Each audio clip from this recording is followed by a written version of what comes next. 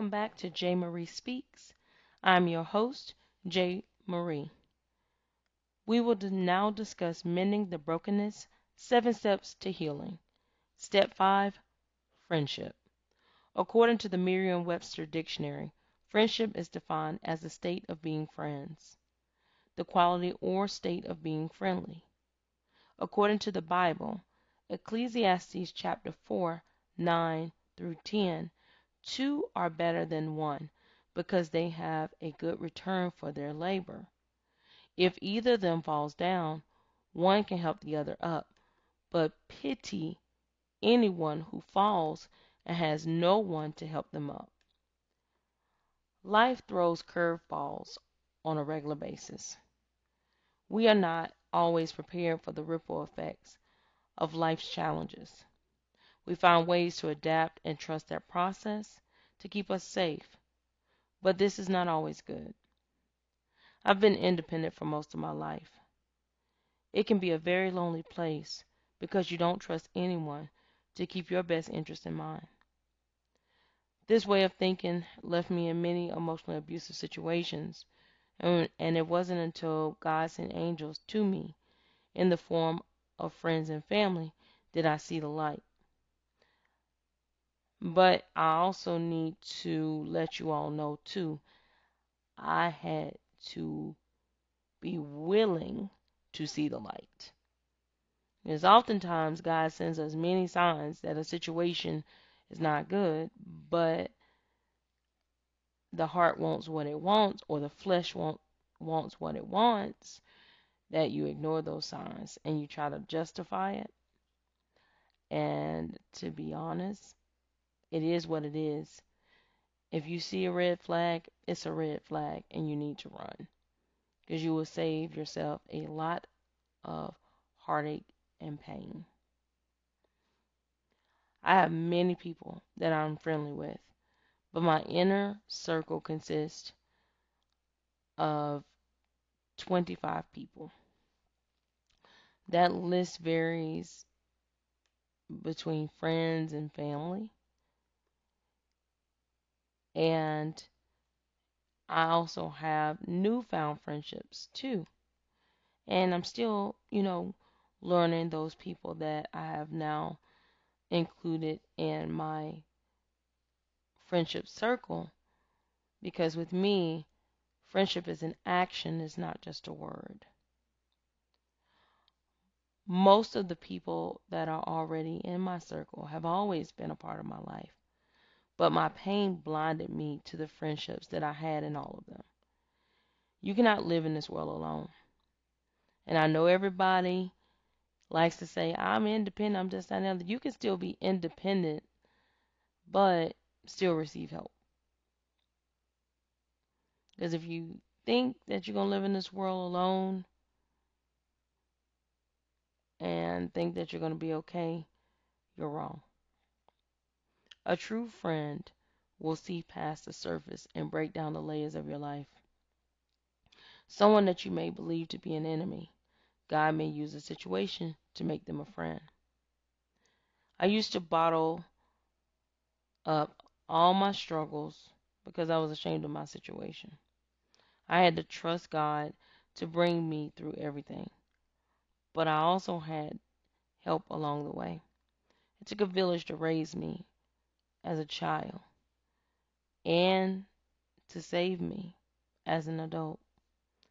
Being prideful doesn't help when your life depends on it. It is a bad decision to believe that you can do everything alone. You can't hire yourself, give yourself a job, approve your home loan, etc. It is beneficial to network and develop purposed friendships. My grandmother passed away in April 2023. She was almost 94 years old. She outlived her friends, most of her children, and husband.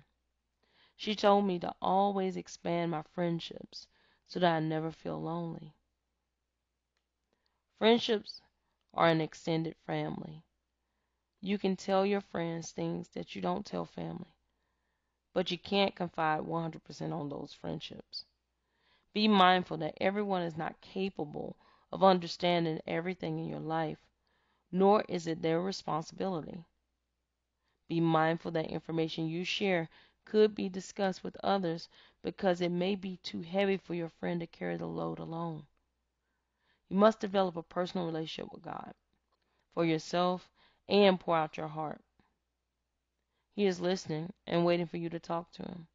I talk to God every day because the people of this world will test you. I am far from perfect, but I surround myself with good people that I know have my best interests at heart. I advise you to do the same. Please remember that you will become most like the 5 people that you surround yourself with every day.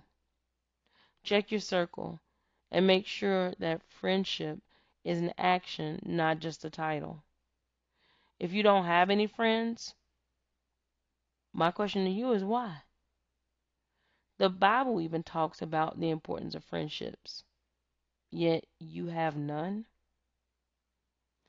If this is the case, are you in an environment that prohibits friendships, or is this a personal preference? If it's a personal preference, again, I'm asking you, why do you choose to be alone? Please go back and listen to step 3 of the Mending the Broken series, 7 Steps to Healing. The particular topic I want you to concentrate on is forgiveness. Something happened to you to get you to that point, and you need to take a deep dive into you to understand what that trauma was to bring you to that conclusion. Because nobody just comes up and say, I just don't want any friends. Something is going on with you that you think that makes you think that isolation is okay. Isolation is okay sometimes, but human contact is necessary. There are so many stereotypes. I'm going to switch the subject for a second. There are so many stereotypes surrounding black women. For example, I am a black woman, and some of the stereotypes that surround us are we're angry, we're aggressive, we compete with each other, we're jealous, and this doesn't apply to all black women. For the most part, every black woman that I've seen, we have a sisterhood. And it's interesting. Sometimes it's an unspoken sisterhood. Everyone that I know are nurturers, and they are highly educated, from college, or they are highly educated from life. But regardless, these women are great women that I respect.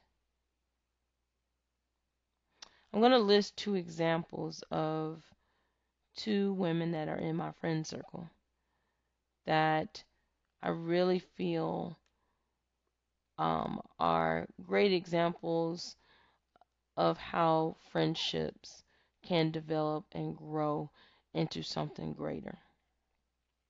Felicia Weathers founded the Butterfly Group almost 4 years ago.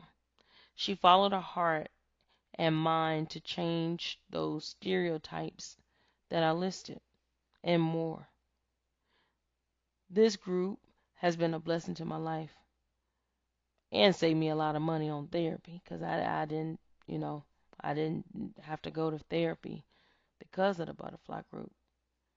Felicia stretched beyond her trauma and used this group to heal her trauma as well as others.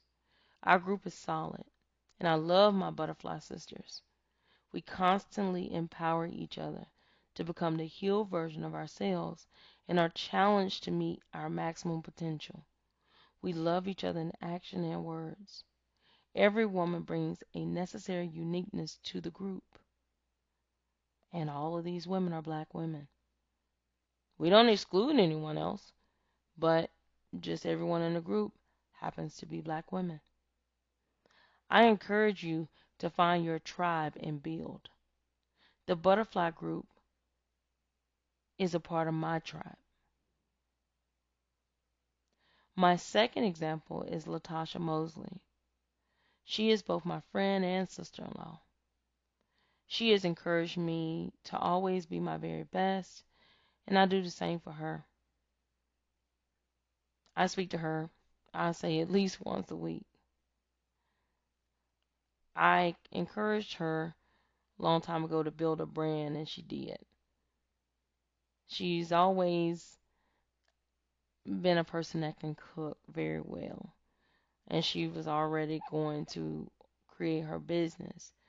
But in the midst of her creating her business, I remember I remember something Steve Harvey said in regards to find something that you can sell for $10 and sell it over and over and over again. And I encouraged her to do so. She established a granola brand, and oh my goodness, it is so, so good. So good, and it's very soft. She bakes it. It's awesome. She is the owner of Sweet Confections by Latasha LLC, based out of Watertown, New York. As I stated, she has a granola brand, and it's my opinion, and I'm unbiased because I am a foodie, but her granola is unmatched, and I love granola. And her granola is soft. You can use it in ice cream, cereal, eat it as a snack, um, cookies, whatever you can think of with granola, it, it can be done. And she has so many different flavors. At one point, she even doubted herself initially, but my brother, her children, me, friends, and family believed in her, and she received the courage that she needed to deliver a unique, healthy quality product. We were her tribe. Just imagine if she was doing this alone. You know, any type of doubt would have prohibited her from being the person that she is today, which is a successful baker. These two ladies are one of many friendship stories that I can share. Circling back, friendships help you build a tribe of never-ending support and accountability. Lack of friendship can leave you lonely, stressed, depressed, unhappy, mentally burnt out, etc. I need you to learn how to be friendly so that others will receive your friendship. Can't go around trying to beat someone up talking about you better be my friend. Don't do that. It's something that needs to happen naturally, organic, by you actually spending time with someone, learning who that person is, understanding whether or not you all have anything to communicate on. Because friendships are important. My children actually taught me the power and influence that friendships can have over you. I watched how they operated sometimes when they were little, and even now as adults. And it took away my belief of saying, friends aren't necessary, blah, blah, blah. And you sometimes forget those friendships that you had as children. And those were some pretty, pretty close bonds. Some people don't talk to people that they spoke to as a child. But I encourage you to reach back, especially if it was a close bond. I'm sure your friend or friends would love to hear from you. I've seen the by watching my children, I've seen the influence of good friends and I've seen the influence of bad friends. And as parents, you can guide your children all that you want, but they don't always respond to you. They sometimes look to their peers no matter what, or they want to fit in. You all know how that is. We've all been there. And if you hang around the bad friends, eventually you can be a good person, but you're going to conform to being like them, and vice versa. A healthy friendship will empower you and hold you accountable. A toxic friendship covets your life and secretly, a person secretly wants to see you fail. Be mindful of who you call a friend. And I need you to understand something according to the Bible. 1 Corinthians 15 and 33. Do not be misled. Bad company corrupts good character. Even the Bible tells you that. Even if you don't believe in the Bible, logically thinking, you hang around bad people, or if you're always exposed to a bad environment and no one ever showed you anything differently, you can have all the good intentions in the world, but you will be corrupt. You need to feed your mind good things each and every single day. Feed your heart, feed your eyes, any part of you that's receiving any type of energy, let it be positive as much as possible. But understand, whether you want to or not, my grandmother, her life taught me that friendships are essential in this life and that you need to continue to expand your tribe with authentic people. Vet your people. Don't just let people in the door. Whatever you need to do to understand whether or not that person belongs to your tribe is very important. And keep in mind, history is not always healthy. Just because you guys have been friends a long time, if you all are not friends for the right reasons, then that's a pointless friendship. And it doesn't need to be one-sided. Your peace of mind is a priority. Remove anything from your life that doesn't empower you to become the best version of you daily. I need y'all to really think about that. I'm going to read that one more time. Your peace of mind is a priority. Remove anything from your life that doesn't empower you to become the best version of you daily. If it's a job that's getting on your nerves. Now, I ain't telling nobody to quit your job. Now, y'all can't quit your jobs out here.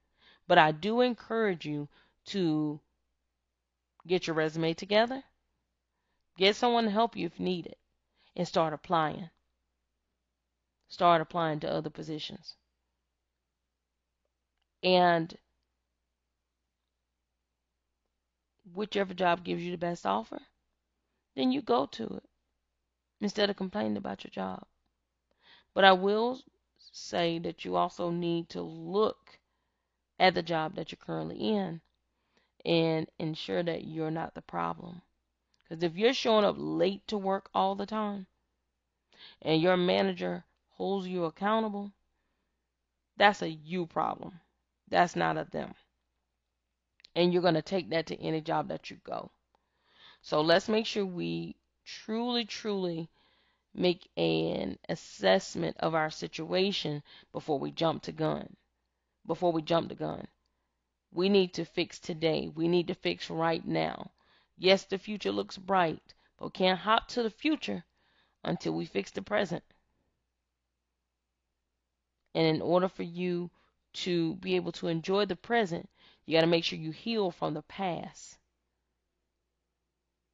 So you have to, again, make peace a priority. And I'm going to say this over and over and over again. Forgiveness is a superpower. Forgiveness is not for them, it is for you. You forgive others not because they deserve it, but to set yourself free. Because if not, they're going to control you. Whoever hurt you, whatever situation, release it from your life. That doesn't mean that it's not going to bother you sometime, but release it so that every single decision you make is not based upon that. And I know it hurts. I know it hurts. But we need to get out of what I call the Lot's wife mentality. She wasn't supposed to look back, but she did and turned to a pillar of salt. So that reminded me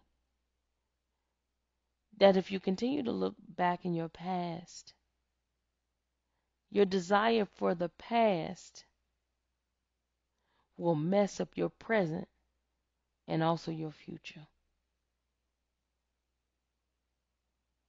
If you're independent, that's great. If you're a person that feel like, oh, I'll be isolated, that I don't agree with that. And it's okay to have an independent way of living and an independent mindset to a degree. But you have to remember, you're not the same person that you were 10 years ago. And 10 years from now, you're not going to be the same person you are today. God's word is going to be the same, but you're not going to be the same because different life situations will affect your life. And the Mending the Brokenness series, as a reminder, is based upon the healing steps that God gave me that I'm sharing with you so that I can be a lighthouse to help guide you guys in the storms of life. But I challenge you to come up with a process for yourself so that when the storms of life come your way, you can go back and revisit these steps so that you can heal faster. Uh, I went to church today and Chandler spoke today, which was very, very amazing. And he said the words of rise and go over. And they reminded us that God stretches us in situations. Even in your grief, you still have to rise up from it and go over your Jordan. Yeah, it was pretty powerful. If you go back and look at the message for go to Right Direction, and you'll see it on YouTube. But it was a pretty powerful message, and it can help anyone. You don't have to be religious to understand the message that was being said today. It was very powerful, and it can help to deliver you mentally, physically, emotionally, and spiritually, and keep you from being stuck in a certain place in time. Because you still got work to do. You still have a life to live. And there is someone that needs to hear whatever it is that you have to say. And that's because you are strong enough to go through whatever that situation is and to overcome it. That doesn't mean you're not going to get tired. But there's grace and favor over your life that you're not going to fail unless you choose to fail. So, all right, everyone. That's my time. Thank you for tuning in to J. Marie Speaks. I'm your host, J. Marie, aka Jamela Hillary Harris. I will see you next week for step 6 of the Mending the Brokenness series, 7 Steps to Healing. Have a good night.